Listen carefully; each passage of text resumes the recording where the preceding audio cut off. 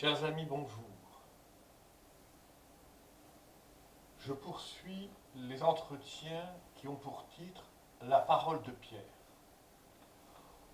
Aujourd'hui, je vais vous présenter un texte que je vais publier à la suite de la vidéo qui qui a pour titre Matière et temps. Dans le premier chapitre précédent des dialogues de Domanova, j'abordais la quête de la vérité. Dans ce second chapitre, je vous expose mes réflexions sur le temps, la matière et leurs relations avec l'homme. Je m'arrête sur le sacrement eucharistique et sa relation conjointe du temps et du présent immobile de Dieu. La relation qui concerne tous les sacrements et donc l'ensemble de la vie sociale. Car la vie sacramentelle pour un baptisé, qu'il soit prêtre ou laïque ou religieux consacré, a un impact considérable sur la vie sociale. Il n'y a rien de plus engagé socialement que le sacrement. Dans la deuxième partie, j'aborderai les connaissances scientifiques, tout à la fois si certaines et plus que jamais incertaines. Et dans la troisième section, partie, j'attirerai votre attention sur l'espace et le temps, une relation toxique qui est la cause des injustices et de tant de souffrances. Un piège tendu depuis longtemps par ceux qui veulent instaurer un messianisme politique. Nous découvrirons l'importance de l'étymologie qui nous épargne des manipulations sémantiques, ainsi que le rôle éminent des liens étroits entre le temps et la matière et la nécessité qui les lie.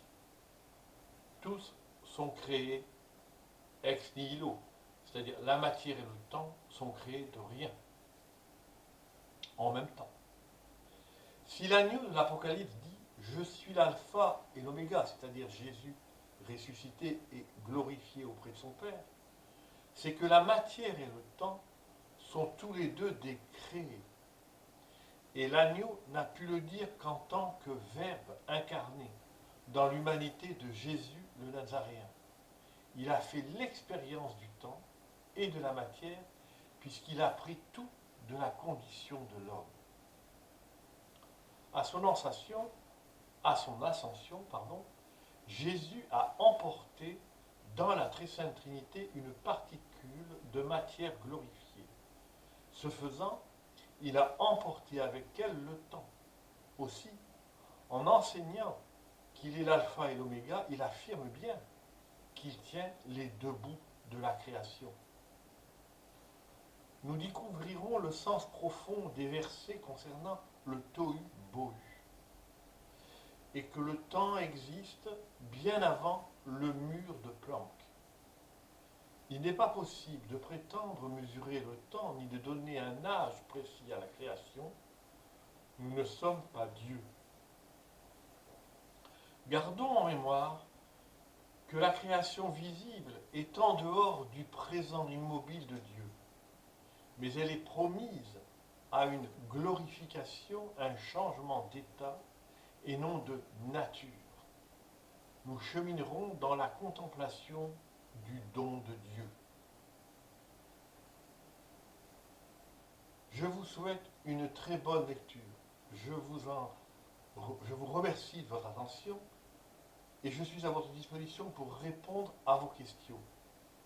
Le texte se trouvera sur mon site,